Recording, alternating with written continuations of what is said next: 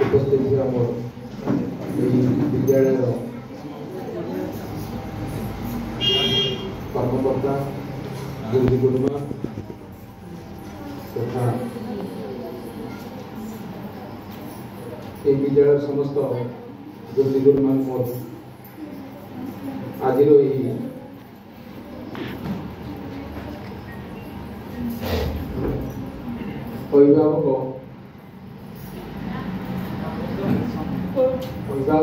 अभिभावक सम्मेलन उपस्थित समस्त अभिभावक अभिभावक मोर आंतरिक शुभेच्छा। बड़ खुशी विषय जे काली प्राय 70 खंड जमा होते बड़ दुखर विषय आज बहुत मन हुए बोधे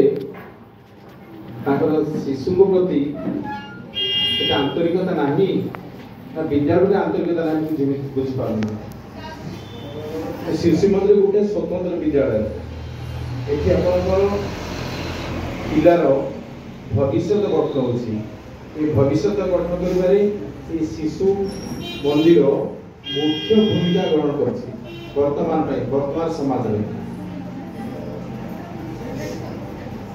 राजनीतिक दृष्टिकोण अनेक लोग विभिन्न प्रकार आख्या दे पारती किंतु ताकू आमे ग्रहण न करी आमे देखिबा आम पिलाटी विद्यालय शिशु मंदिर जाउछि से किते भलो मनुष्य पारिबो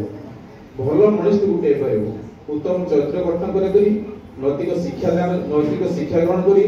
गोटे समाज प्रतिष्ठित दे पारिबो से चिंताधारा ने आमे आज पिला को आमे विद्यालय छाड़सा